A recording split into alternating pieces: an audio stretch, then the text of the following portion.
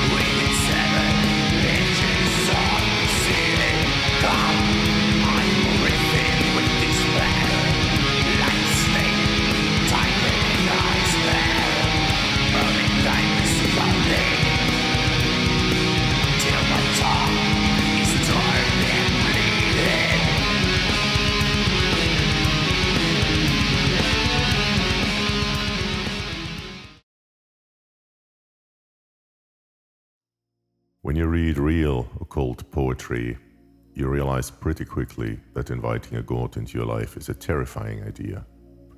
This poem, combining Aleister Crowley's heavy ceremonial language with the incredibly raw modern sense of exhaustion, captures exactly what that process feels like. It walks us through the preparation, the psychological breakdown, and the final overwhelming moment of contact. Let's break down exactly what is happening in this ritual. We open in this very quiet, fragile moment, pale as the night that pales, in the dawn's pearl-pure pavilion. The speaker is waiting in the stillness right before the sun comes up. You get the sense they've been preparing for a long time, adorning themselves, gilding their nails, painting their lips with vermilion. but that outward beauty masks a brutal internal process. To host this entity, which the poem ominously calls a bitter guest, the speaker has to completely erase who they are. They have to be wholly stripped of the deeds and thoughts that obscure thee. Every normal human memory, ego, and desire has to be carved out. You can't just ask the divine to pull up a chair. What you have to do instead is you have to become an entirely empty room.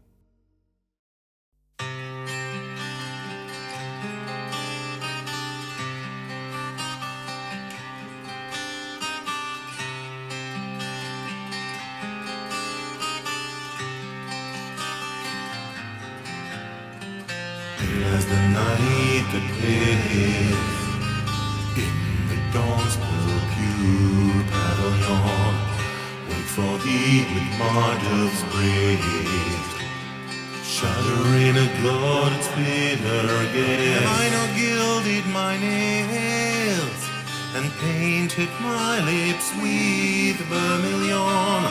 Am I not wholly stripped o'er the deeds and thoughts that obscure thee? As the silence stretches out, the psychological weight becomes crushing. The speaker's soul is distraught with aching for some nameless naught. They are craving a void that human minds can't even really comprehend. Notice how the power dynamic shifts here. We often think of divine figures as comforting or parental, but the entity approaching in this poem is wearing a golden girdle of glory. It's massive, indifferent, and dangerous. The speaker suddenly realizes their own supreme vulnerability, wondering if this god is waiting for them, as a wolf lurks for a straight white lamb. And this kind of deep, mystical work, touching the divine, means you get consumed by it. Awake for thee, my soul distraught, waiting for some nameless Lord. Most arcane crypt, I'm not fit to enter thee, girded about the paths with a golden girdle glory. Those with me, thy slave, who am as the wolf for straight white.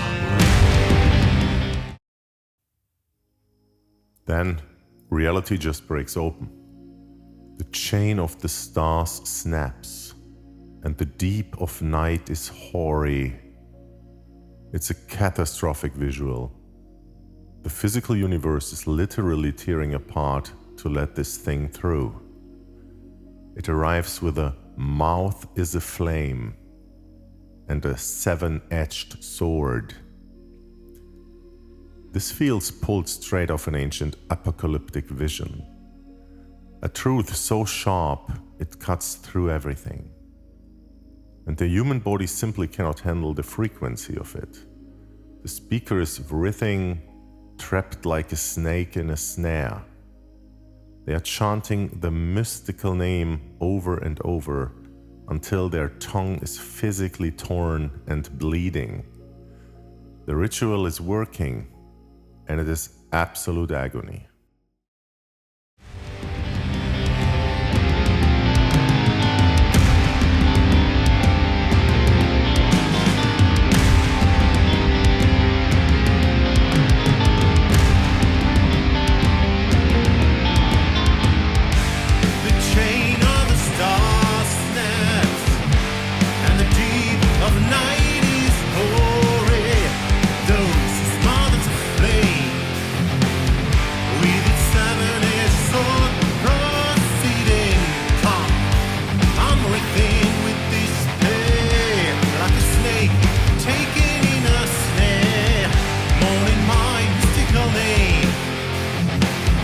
Till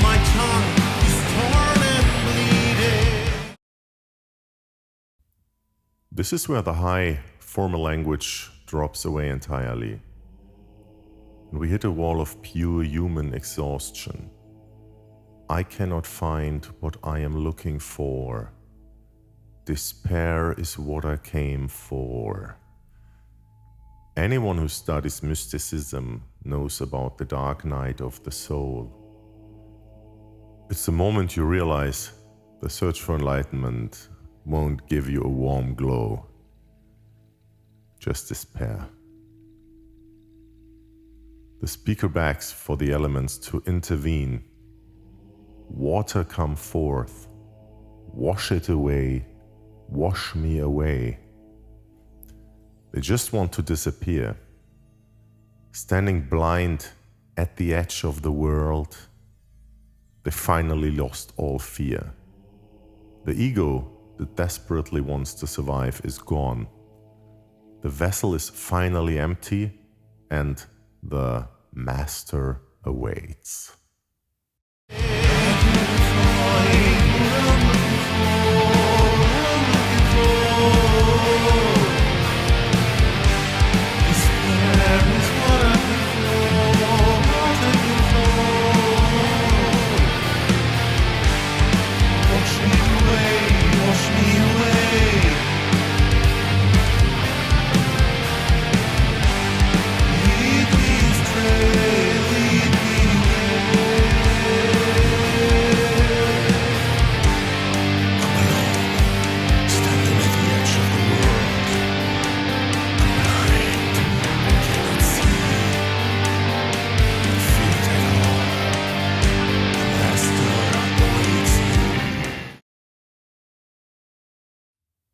Right at the climax, there's this massive surge of willpower.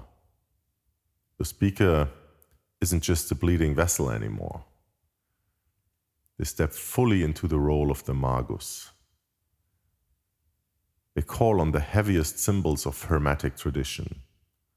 By the rose and the cross I conjure, I constrain by the snake and the sword. They demand the final truth. Bring us the word of the Lord. Rather than ending with a peaceful resolution, the poem throws us right back into the chaos. The chain of the stars snaps again. The ritual doesn't finish neatly. It just echoes, trapping the speaker and the listener in this endless, terrifying loop of divine contact. Rose and the cross I conjure, constrained by the snake and the sword.